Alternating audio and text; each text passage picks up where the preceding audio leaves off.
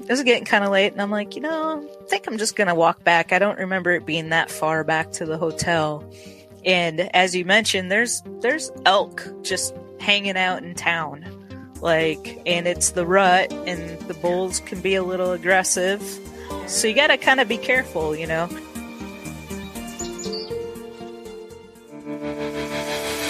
Welcome to the Woman Angler and Adventurer podcast, inspiring real women with a passion for fishing and the outdoors to go get their adventure on.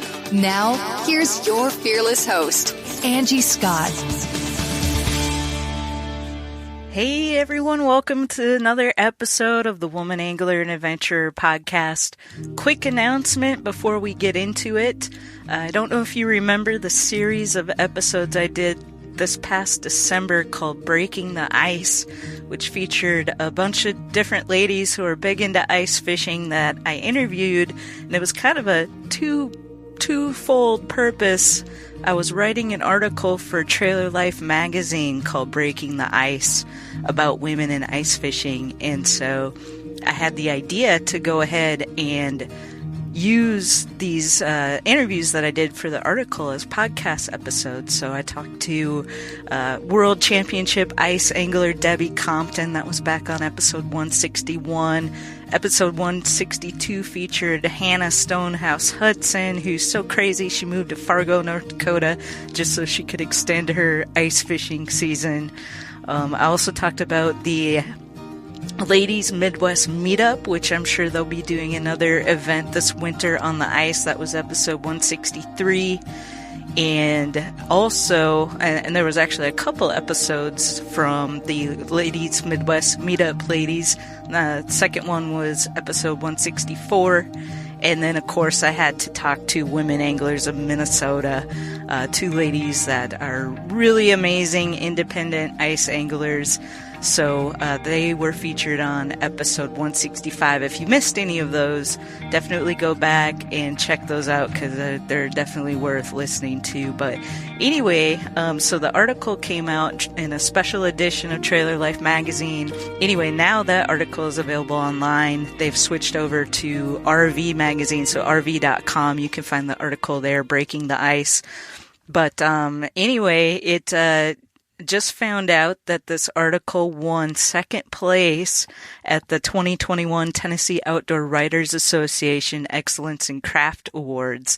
So pretty cool for my first ever magazine article, which it ended up being a feature, and to take home second place in the magazine division is pretty special. So excited about that. Unfortunately, I'm not going to be able to make it to the Tennessee Outdoor Writers Association conference this year because I just have way too much travel going on. Just got back from Florida, and then I'm going to be getting ready to go back to Florida again. So it's just a little bit too much squeezed in all at once. Unfortunately, it's on Dale Hollow Lake, which is a lake I still have not been to yet, so that's kind of disappointing. It would have been a perfect opportunity for me to make it out to Dale Hollow, do some fishing, and take place in this conference. But anyways, so this week, I had a conversation last week on the Women's World of Fishing Monday Night Live with Barbara Harris, where I kind of really recapped the LBAA Championship, my experience on Logan Martin, kind of got into some details on why I made certain decisions, what baits I used, and just kind of a play-by-play of each day and how it went, how my co-anglers did. And then we also talked a little bit about my trip to the Outdoor Media Summit in Estes Park, Colorado. So I wanted to share that conversation with you guys this week. It's available, the video version's available on the YouTube channel, but this is just the audio version. I did edit it down just a little bit. But anyway, I hope you guys enjoy this recap. It's kind of a good way to kind of wind down the whole LBAA season and then cap it off with that exciting trip to Estes Park, Colorado to accept the Best Outdoor Podcast Awards that you all are very, very much to thank for both 2019 and 2020. So really exciting stuff going on. And then next week, I've got another awesome episode for you with Lady Captain down in Florida. I was down there recently. We met in person, and so those are always a lot of fun. You're going to enjoy meeting her next week. So enjoy this week, and look forward to seeing you back here next week.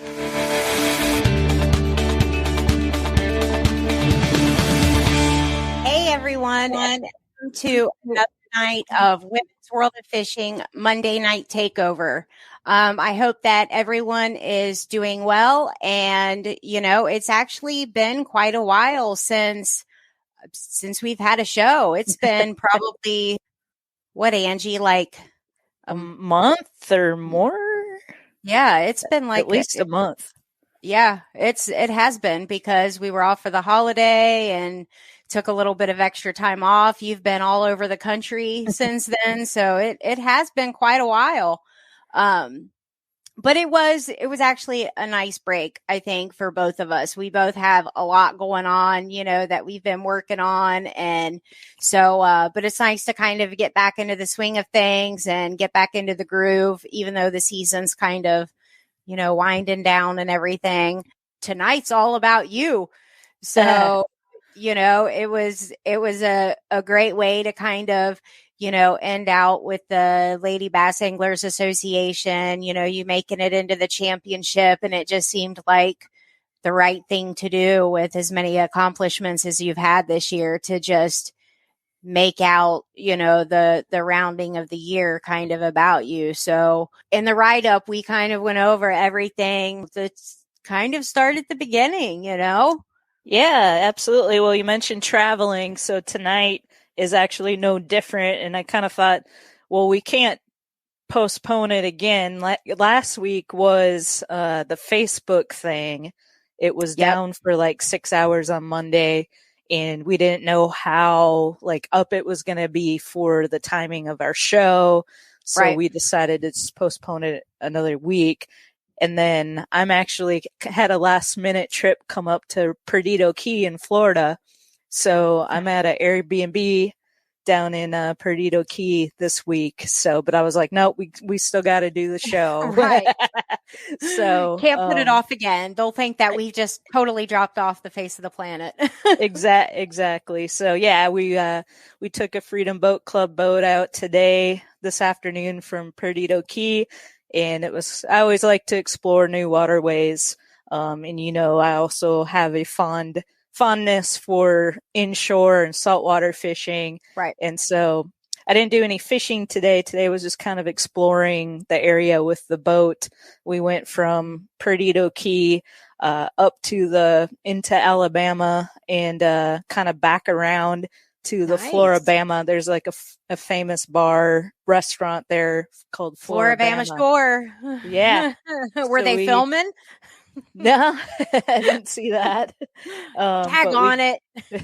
We grabbed some good food there while we were there, and then we kind of went and explored the other direction for a little while we still had the boat. So it was a really good afternoon of boating, and it's always, you know, it's fun because it's different than boating on a lake. You've got the intercoastal waterway, right, and you know, lots of sandbars and things like that. So put my captain skills to good use, but all went well. So we're going to go out again Thursday, maybe do some fishing. I did see some areas that I think might be good. We saw a lot of bait. We saw some dolphin, some babies. So that was cool.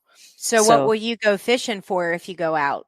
Whatever. That's what I love about saltwater fishing is there's so many great species. I mean, you could be hoping for a redfish or whatever, but you might get, you know, Jack Crevalle or the Spanish mackerel or just, you know, so I usually use shrimp and like a little jig head, either live shrimp or frozen shrimp. I actually had fished from the beach yesterday, not very much because yesterday was Sunday and it was very crowded. And so it was hard to find like good areas where I could fish without, you know, too many people in the way. There was a lot of stingray, so that's usually a good sign that I think, in my experience, that fishing's going to be somewhat decent. So in the little bit of time, I don't know, it's just, stingray is a good bait.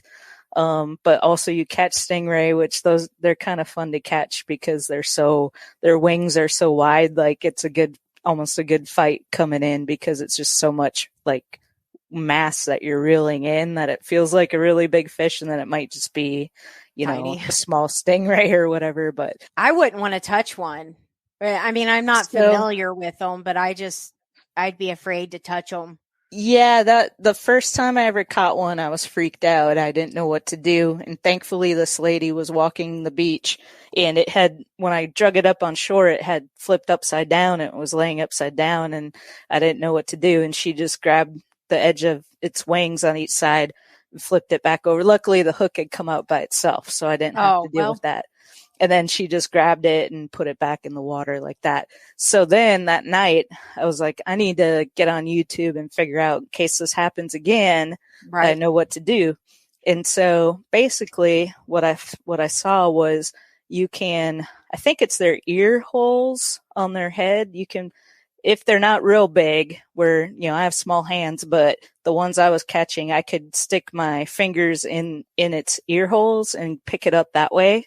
And then just keep it far enough away from your body to where you're not going to have to worry about their tails swinging around and hitting you with those stingers.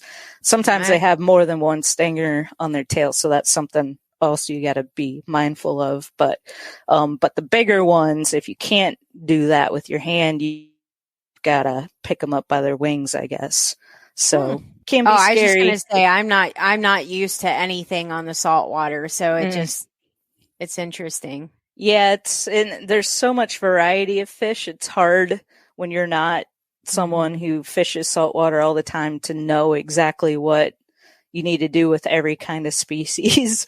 Like I had an experience this past winter where I caught a puffer fish, and I didn't know what it was at the time. It wasn't puffed up, so I didn't, if it had puffed itself up, I would have been like, oh my gosh, this is one of those puffer fish. But I know they're poisonous, but that's all I know.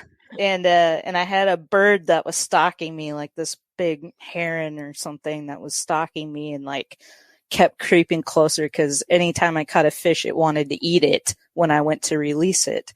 And so I was kind of freaked out by the bird. Plus I had this fish that I didn't know what it was. And their skin is so thick that it's really challenging to get the hook out. So I'm like, struggling. I use circle hooks when I do saltwater fishing because they're easier. You don't get, gut hooked or anything like that. And so anyways, I was trying to get that hook out and struggling. And I was like, well, I don't know. I didn't know what kind of fish it was, like I said.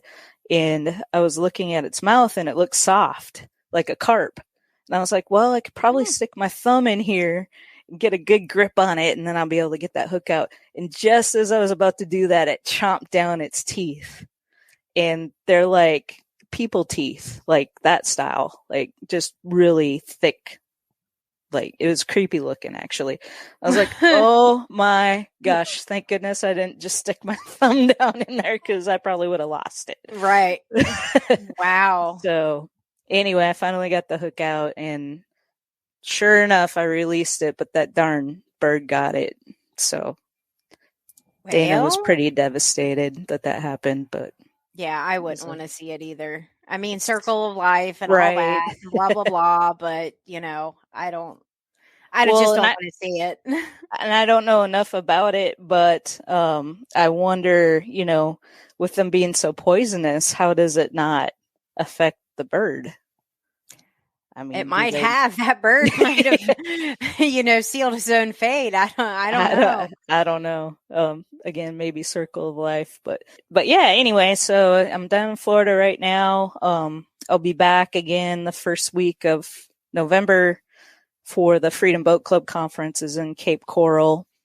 Probably won't get to do much fishing during that week, and then I'll be back down in the Bradenton, Tampa, on south to like Cape Coral back probably after Thanksgiving. So looking forward to that. Fall is quickly becoming fall and winter, which used to be my least favorite time of year, is quickly becoming my favorite time of year. So I mean, it makes sense. I mean, you really don't have, I guess you would say, like an off season. You have like a different season, right?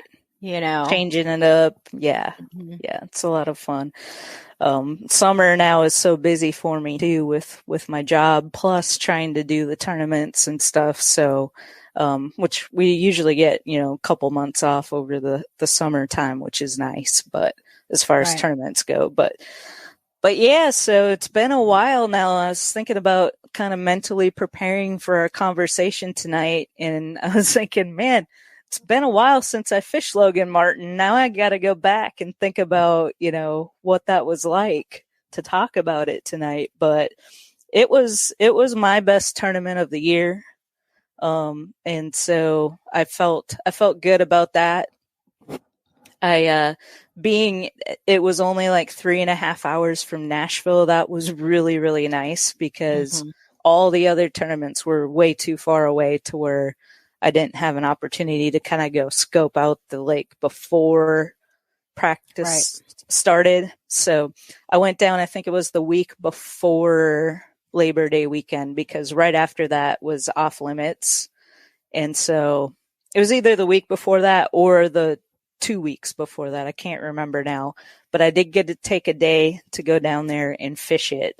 And so we got to see the RV park where we were going to be staying with the truck camper, and that whole kind of area there where we were staying, it was called Cropwell Creek.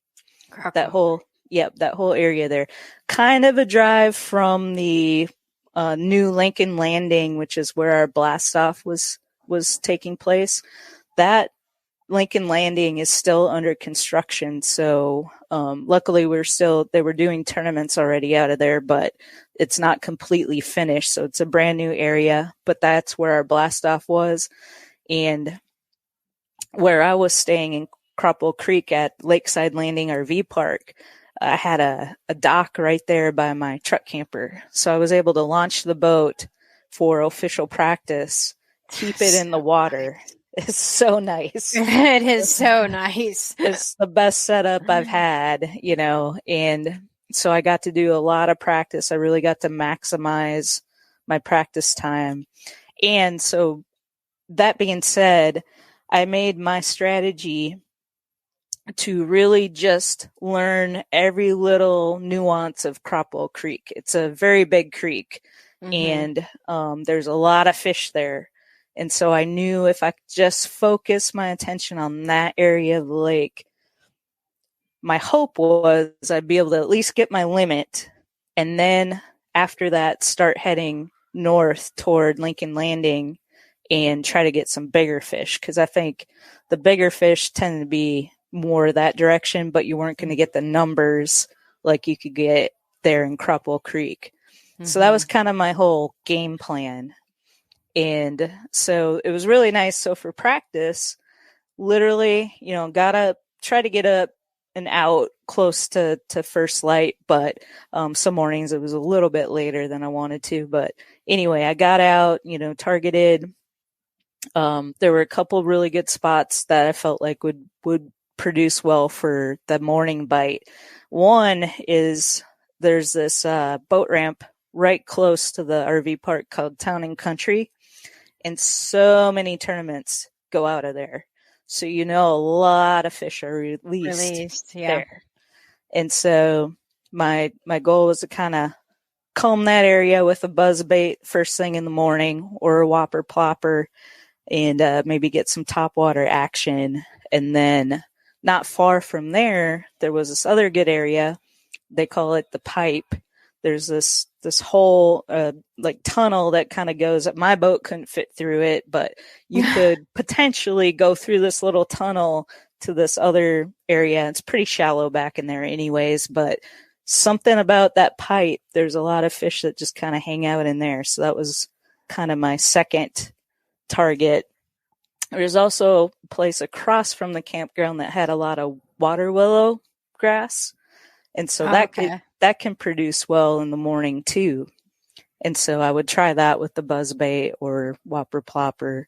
Really never really got a good topwater bite though the whole time. So I'll kind of get more into that, but so I kind of had a strategy going into it, which was nice because I've not had that at any of the other lakes we've fished this year.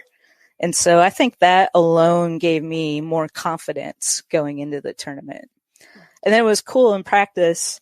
I'd usually fish till about noon, boat into the dock, grab lunch at the camper, eat a sandwich, take a little break till about 1. So I took like an hour break, and then I'd go back out and, fish for however long. Yeah, so because that was you're not able to do that if, you've got to pull the boat, go, out somewhere. It's like, it's just not even worth it to do that. Yeah, so that was such a nice setup, and if ever I get a chance to do that again on any other of the other lakes that we fish, I'm definitely going to do that. It was also a great view. It was an amazing view from our campsite. And, I probably got a little bit of extra information just being there, kind of watching boats go by and areas that they were fishing and things like that. But anyway, so first day of practice was Saturday. That was my best day of practice I've ever had. I think like hearing Brooke talk about it and Pam talk about it, it sounded like it was theirs too. So that might have been for everybody. And it was crazy because the lake was busy. The weather was beautiful that day. And so there were so many pleasure boats out, lots of wake surf boats. And the big game changer for me that I was so glad I did this, but I found a seat for the front of my boat that I haven't had a seat up there this whole time, because where the pedestal is mounted is so close to the front of the bow of the boat. It makes it really hard to balance or work your trolling motor, your foot pedal. And so I took it out, and I had since Ray Hubbard, I never used the seat up there. Okay. But I found a pedestal that kind of curves back a little bit, so it kind of gives me a little bit extra room. And then I stumbled across this seat it's like a saddle. And I can't remember the name of the company now. It's like Millennium or something like that. But they make a lot of hunting, like deer stands and things like that. And I'm like, ooh, this would be nice because I could turn it long ways like a saddle and kind of, get a little extra balance that way. Plus, I can sit back even further, giving me a little bit more room up there to work the foot pedal and stuff. That was by far probably the biggest game changer for me in this entire tournament. That is awesome. And I bet you there is not a lot of people fishing that know that even exists. You should do a review on that or a little video, because that is awesome. Yeah, and that day, Saturday, with all them wake boats, I rode it like a saddle all day. That gave me the best balance. I can imagine. On the calmer days, I'd sit on it the other direction, so it was just kind of more like my butt, just sitting on it. But what was funny is after I bought it, I started reading the reviews on Amazon, and like the third or fourth review down was like, "Thank you, Gerald Swindle, for recommending this seat." And I was like, what? So I Googled it, and he's a huge promoter of that. Really? And how we're buddies, and he's one of my favorites. So I was like, well, that's just meant to be. Yeah, I need to send you one of the cowboy coffee chew hats so that whenever you're on there, like with the saddle. Yeah, because I did that on your boat the one time when we were coming in and the waves were really big. I always do that when it's real bad, shaking my hat because of him. But I ought to get another one of those seats and put it in the back for my co-angler. So that might be something to look into. But yeah, that's pretty cool. I'm gonna look that up. I have a full seat up front, and I won't stray for that. But man, that I would like one of those in the back of my boat. Because I go back and forth, and I'm always taking out the front, my dad is taking the front out, putting it in the back, and that would be a good little rest seat. And it was comfortable too. And so I never had any fatigue in my back or my feet the entire time. And it being a 3-day tournament, I was a little concerned about that because I've not fished a 3-day tournament before. And usually by the end of day 2, I'm like hurting, Right. And so and the practice was longer. Right. Yeah. Practice was longer. And so I never had any issues. So, but so Saturday practice was really cool. Like pretty much every spot I went to, I caught fish. I was hoping that maybe there'd be more schooling going on than what I saw. And I guess it was just still a little early yet with the weather and whatnot. It was still, pretty warm. So that wasn't what I was hoping for, but I was prepared. I had stuff ready to go in case I did come up on some schooling bass. But so I think it was Saturday. I'm trying to remember now so this was also the first time I ever practiced fish by myself. All the other tournaments, every day of practice, I've had a co-angler with me. And so I've been wanting to do this all year because I just wondered, this is my first year as a boater, and I just wondered if I would make different decisions if I was by myself, because I'm always thinking about my co-angler. And I'm like, are they bored? Should we move to a different spot? We're not catching anything. Like, if it were me, I'd probably stay here a little longer, but, so it was cool getting to practice fish by myself and then having that success on that first day. I mean, right. I think I easily caught a limit on the first day of practice, and I had not caught a limit yet in all the other previous tournaments. And so that was really reassuring, I guess. But I think it was Saturday that I stumbled upon this spot that when I looked on my graph up front with my live scope, there were literally fish everywhere and tons and tons of bait. And I couldn't figure out why they were there. I just kind of stumbled upon it for no reason. And I was like, this looks like something special. So literally first 2 casts, I caught fish both times, keepers. And I was like, okay, I'm going to leave this spot alone. Yep. And see what happens. I mean, granted, this was Saturday. The tournament didn't start until Thursday. Yeah. So a lot could change between then.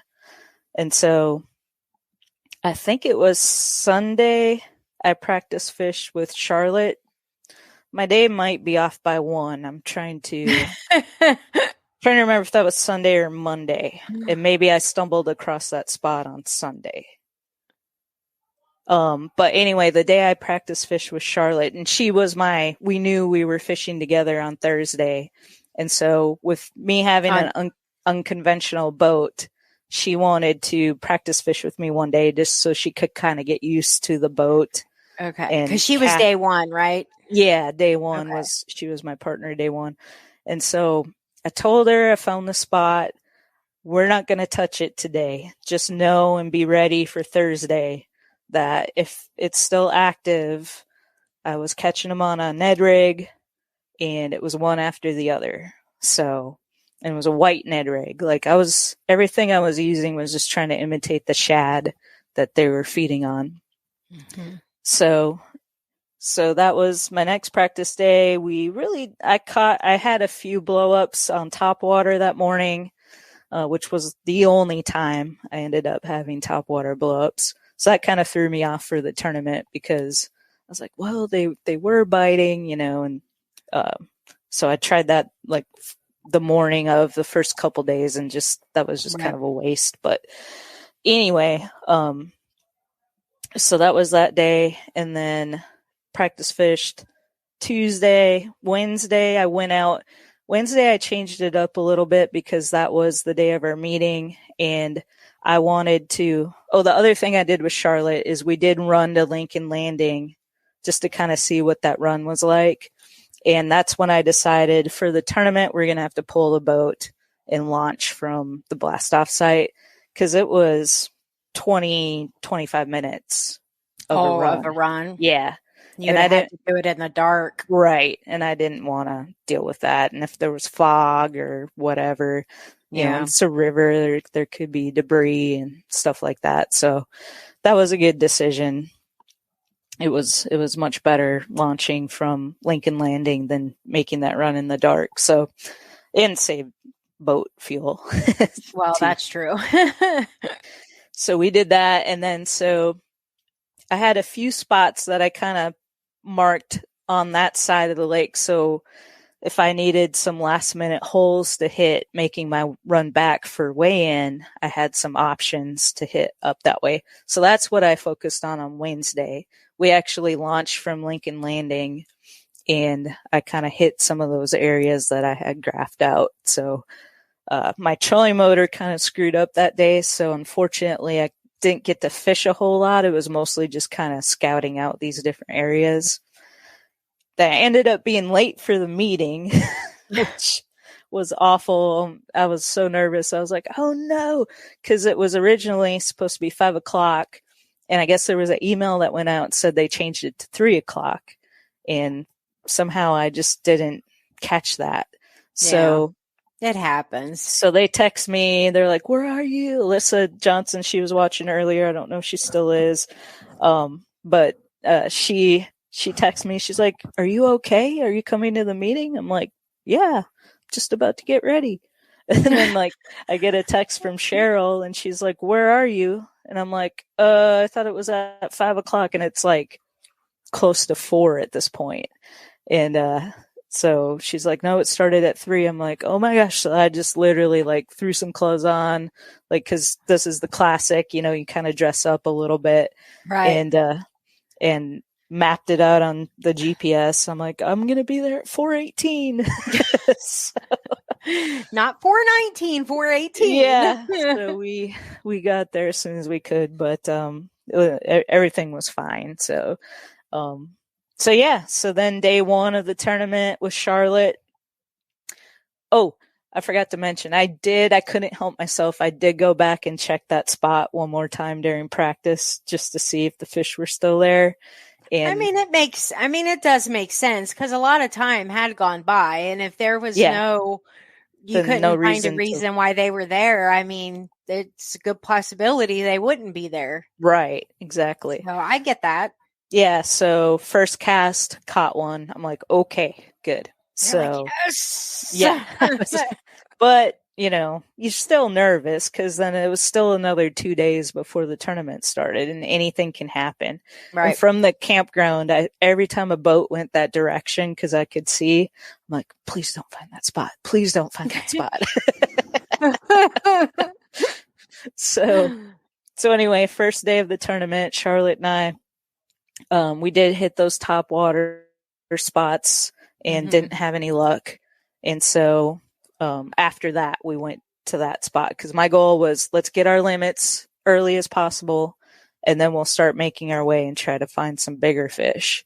Because I knew the majority of the fish in that area, a lot of them were keepers, some of them were short, but we probably weren't going to get any monsters. Could possibly, but. What was the limit or the limits for Logan Martin? Some of them look like, I mean, there were fish weighed in under a pound. So I'm assuming the 10-inch spotted bass limit was, it had to have been a 10-inch spot. It was the same, I believe, for both largemouth for largemouth and spots. Too? Yes, I believe so. And under a 12-inch largemouth?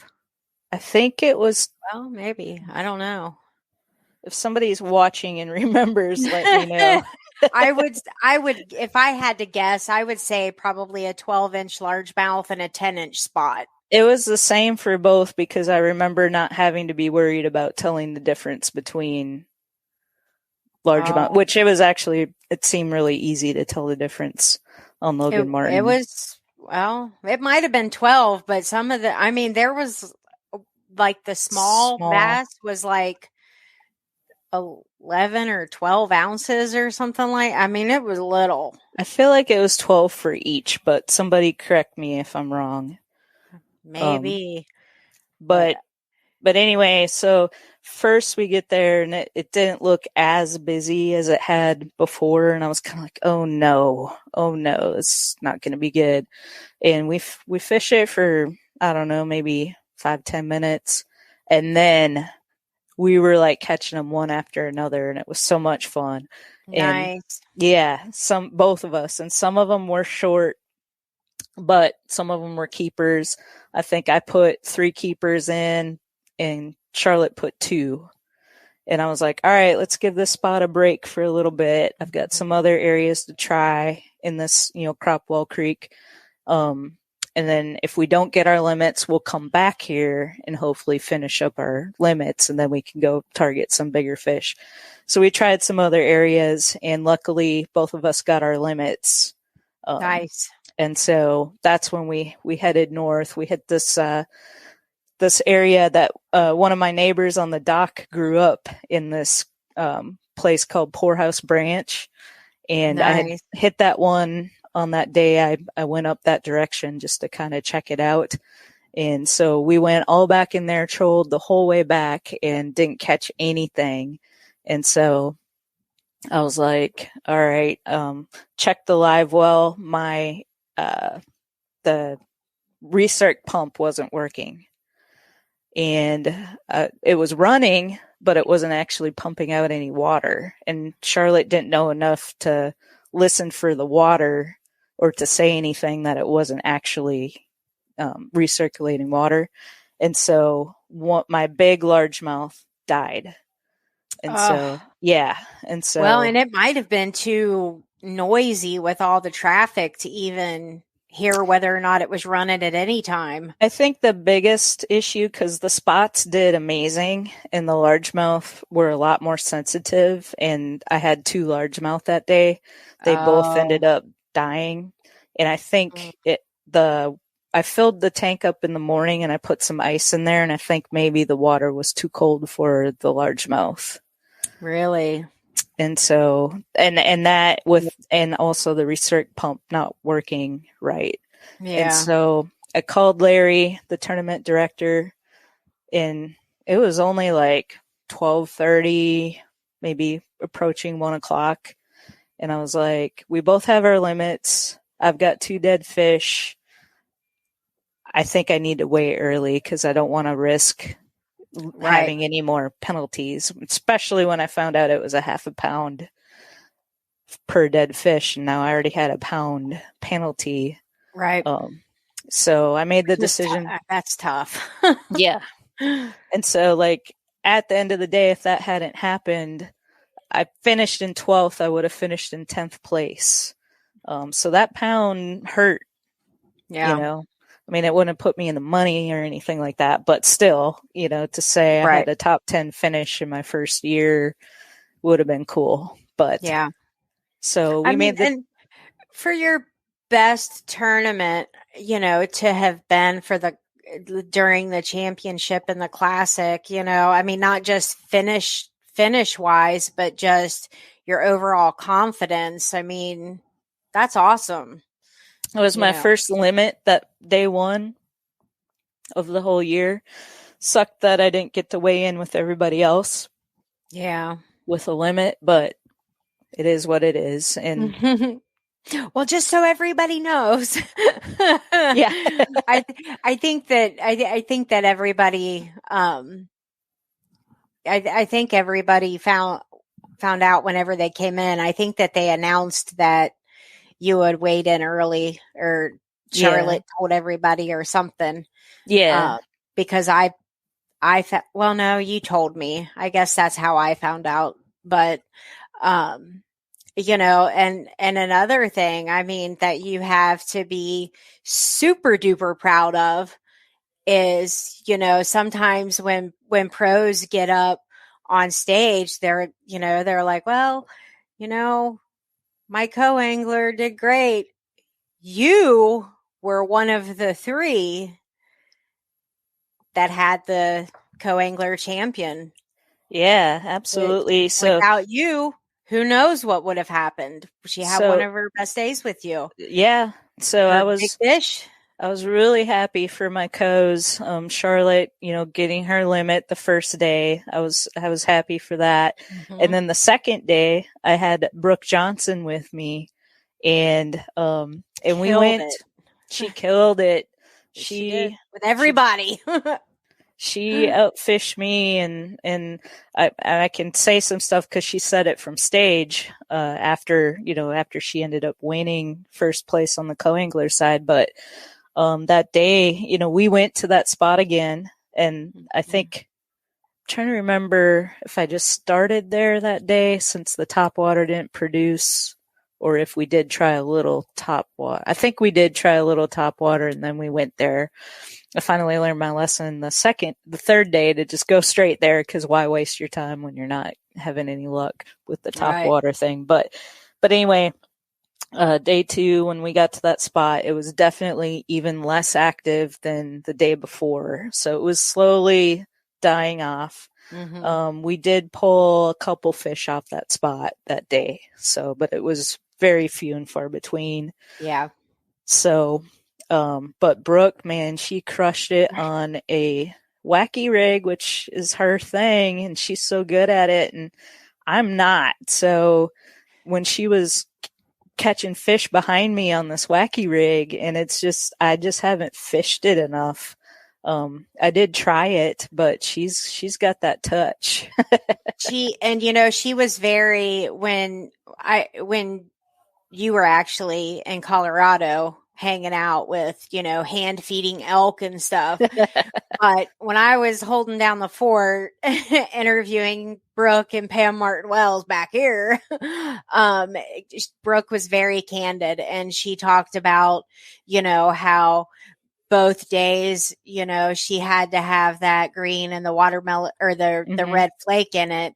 But she said it was, one day they wanted it, wacky rigged, and I forget, the other day was, I don't remember the other one. It was a Ned rig.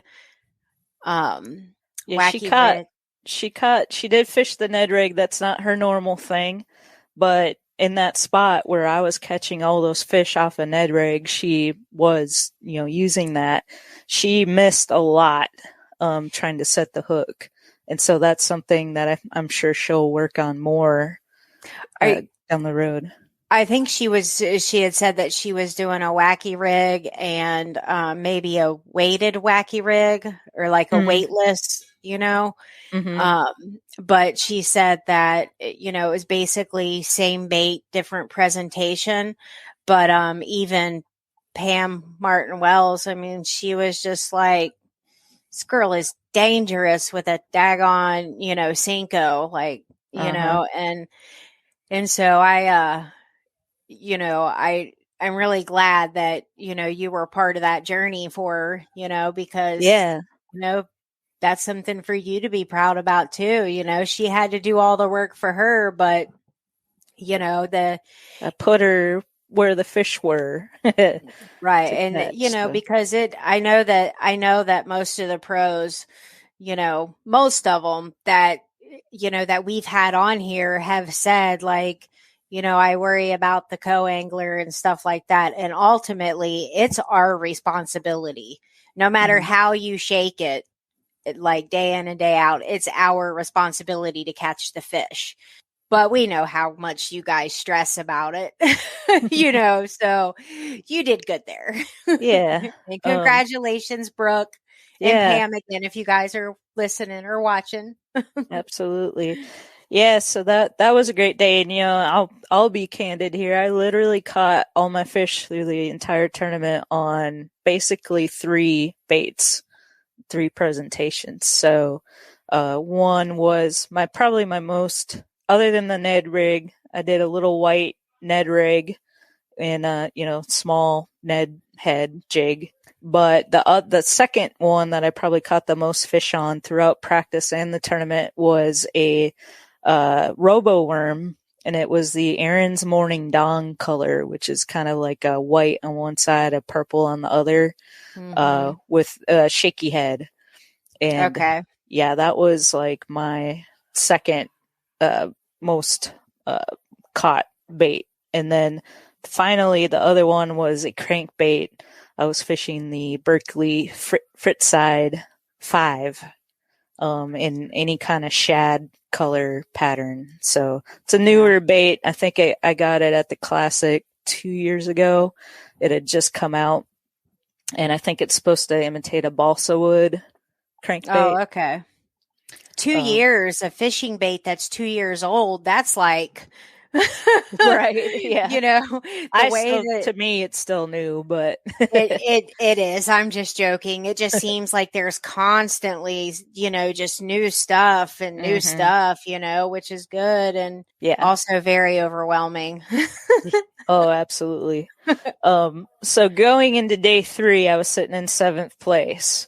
I was pretty happy about that. I mean, you think about the field and these ladies that have been fishing this tournament, you know, trail for a lot of them since it started, which has been over 10 years ago. Like, you know, I was pretty happy to be where I was at. And they came from the WBT before that. So yeah, going into day 3, sitting in 7th place, it was still pretty tight too. So I was really hoping to have a good day 3, but I was nervous about my little honey hole, being that it was kind of dying off day by day. And I had Dana Rabin with me that day. So, you know, and she's a really good co-angler as well.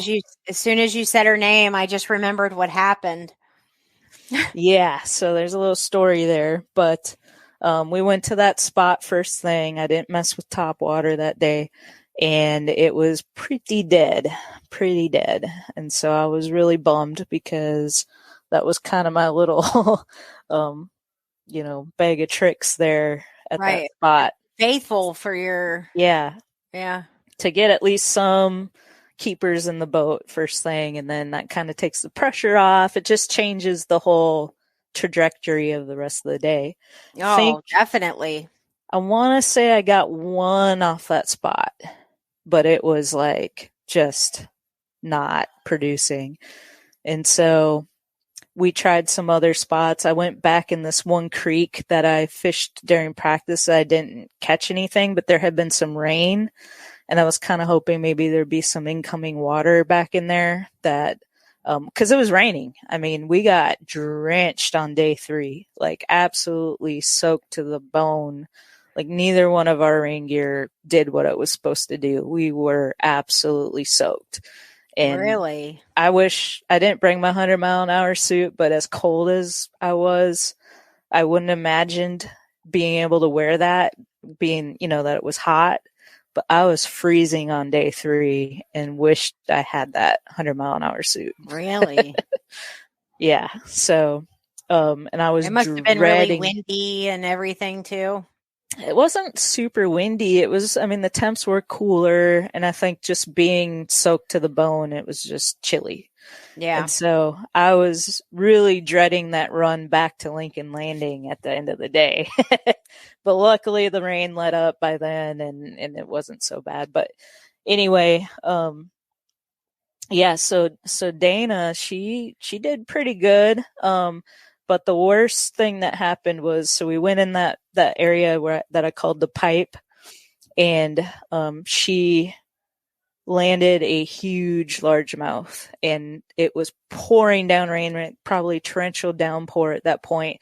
And there's a road right there that goes over that pipe, and so there's traffic. And I had my hood on, my raincoat, and I could not hear anything. And she's kind of soft-spoken anyways. Yeah. But she was hollering for the net, and I didn't hear her. And she tried to boat flip it, and it shook off the hook. And so she potentially, I think if she could have got that fish in, she maybe could have won on the co-angler side, which that's heartbreaking. Yeah. Poor Dana. So luckily she got redemption and got another one. We kind of trolled that area a couple times before we left. And this time I didn't put my hood on because I'm like, that ain't happening again. I don't care. I'm already soaked to the bone. This hood ain't helping me anyway. So right. I left it off so I could hear.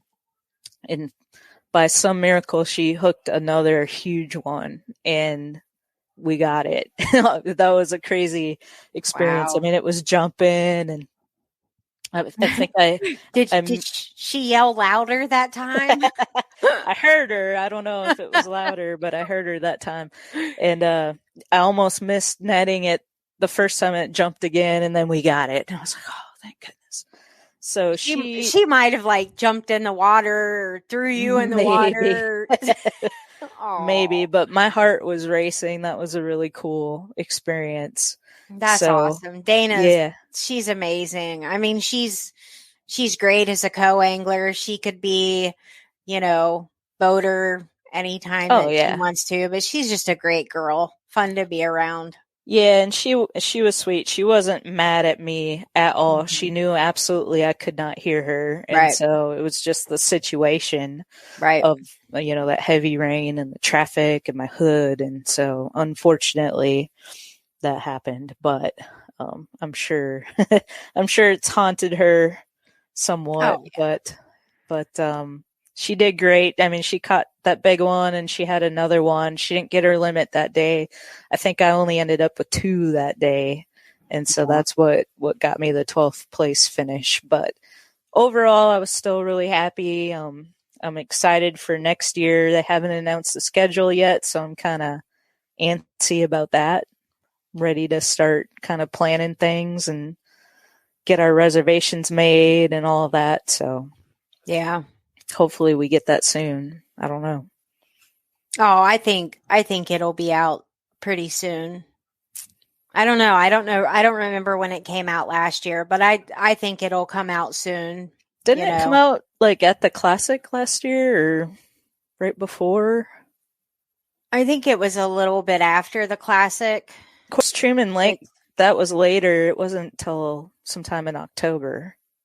Right. We are in October. Well, I know we are now, but this I'm like, wait a minute. Is it this year's Classic was in September, whereas I think Truman Lake was in October. It was. It was in October. That's true.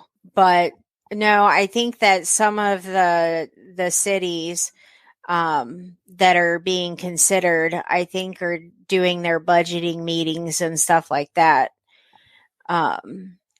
Like at the end of September for their fiscal year for next year. I think I don't remember where, I don't know if I read that or if I heard that.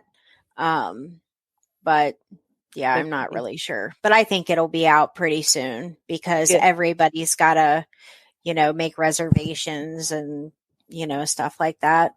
Yep. But well, and I definitely want you to, to mention your podcast because, I mean, the last 2 years, I mean, you killed it with the podcast. I mean, this year it wasn't even really close, which is good.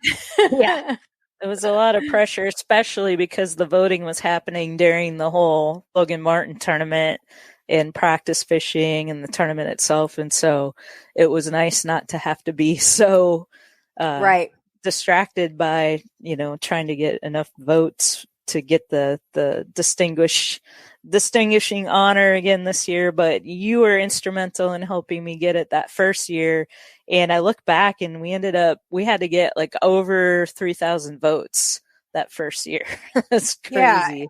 Yeah, right. And it was, I mean, right up to midnight. And like, I remember being like, I was being like real, like, we're going to do it, Angie.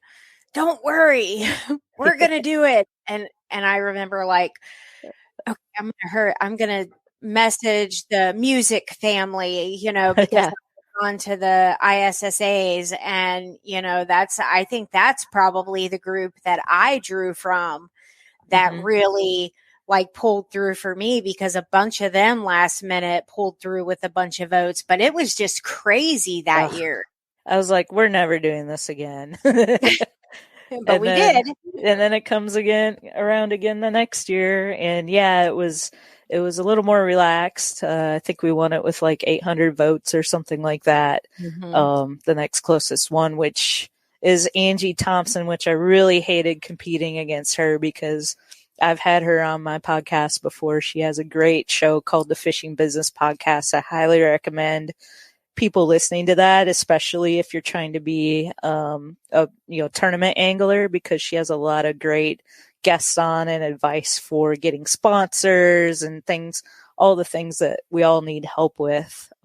So I was kind of like texting with her in the beginning. I'm like, I don't know how I feel about this. Like, but she's kind of not as big into like promoting herself as I have tried to be. And so that kind of helped a little bit, I guess, but definitely. Well, and we were prepared for it.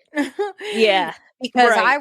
I was watching it. I had done, like the Facebook, the Twitter post, the TikTok video. And then when you were down there. So I was watching the votes to see if there was going to be like a big push, so we were kind of prepared for it too, in case, they were going to do anything crazy there at the end. We weren't going to let you lose.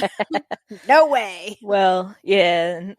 So I got to go to Colorado. It was Estes Park, Colorado for the Outdoor Media Summit. We didn't have one in 2020 to celebrate that 2019 win because of COVID.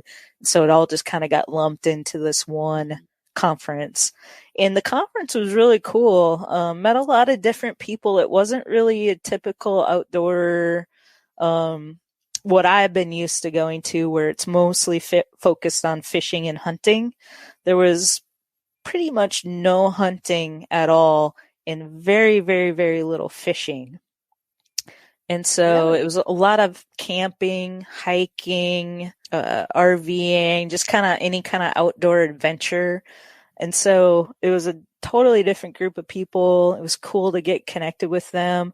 And I think it's good that like my podcast ended up winning, because I think it probably helped introduce more of a fishing element to it, which I think hopefully will grow. They sent me an email today, I think it was, or maybe yesterday, asking for suggestions on how to improve it for next year. And that's going to be one of my big suggestions, is to incorporate more fishing. But the coolest part of the conference was on day 2, we did this big scavenger hunt in Estes Park. And they had different stations set up with different vendors and things, and we had to do different activities at each one as we found them on the map, and we had to walk to wherever we were going. And one of them was a fly fishing thing. So there was some fishing involved. It was in a little stream there. And I think it was a technique called takara, I believe, which is a Japanese fly casting, where you have no reel. You've got like a 13 foot long rod and your line. And it was braided line with a long leader and then a little fly, which the fly didn't have a hook, just so nobody accidentally hooked somebody if they didn't know what they were doing. But I'm not big into fly fishing. I've done it very, very little, but they had a cornhole, like a small cornhole board set up, and the contest was you got 10 casts, and to see how many times you could either hit the board or land it in the hole. If you landed in the hole, you got 50 points. If you hit the board, you got 10 points. And we kind of got to that station by the end of the day. And I was kind of nervous about doing it because I'm the angler of the group, but I'm not a fly angler, Anyway, anyway, I ended up hitting the board 7 out of the 10 times, and he said that tied for the best of the whole day. Nice. So like, you didn't disappoint. Cool. Yeah. All right. Good. So that was kind of fun, but I got in over 20,000 steps that day of the scavenger hunt. So wow. Lots of exercise. Of course, the air is a lot more thin up there, and we did do one climb, not like climbing, but a hike up a steep incline to get to this one station. And you could definitely tell that air is a lot thinner. You're breathing a lot more. to get the oxygen. You should have been like, I don't hike. Yeah. Yeah, exactly. I fish. Yeah, is there an alternative here or whatever? But no, that was a lot of fun. The scary part though, so at the end of that day, we had a big dinner at this restaurant downtown Estes Park, and so at the end of the scavenger hunt, we walked to this restaurant. So it was like a pizza buffet thing, and it was cool, and I was chatting with some people, and then it was getting kind of late, and I'm like, I think I'm just gonna walk back. I don't remember it being that far back to the hotel.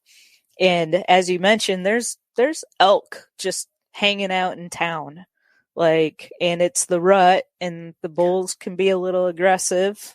Yeah. So you got to kind of be careful, And so it's pitch dark out at this point, and I'm walking back to the hotel. Well, it ends up being way more further than I remember or thought it was, because we had jumped around so much during the scavenger hunt.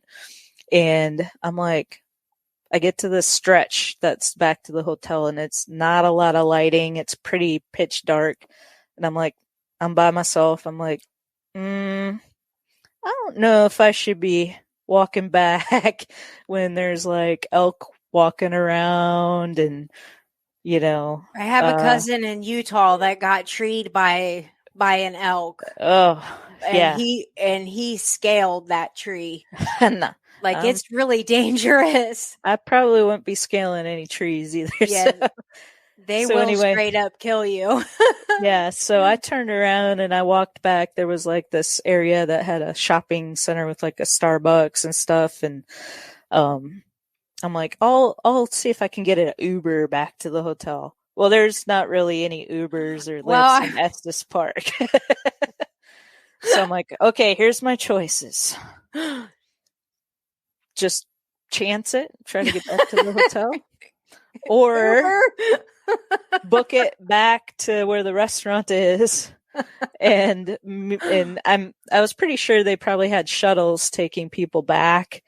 It went till like 9:00, and I was just tired and wanted to go back early. And so I decided to book it back to the restaurant. And on my way back, I ran into this couple I recognized from the thing, and they were walking back to the hotel. And so I was like, all right, I'll walk back with you guys. So at least we're in a group and it feels a little more safe. Right.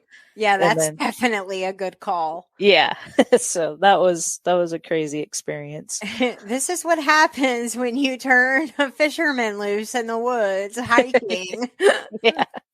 Yeah. Oh, that's funny.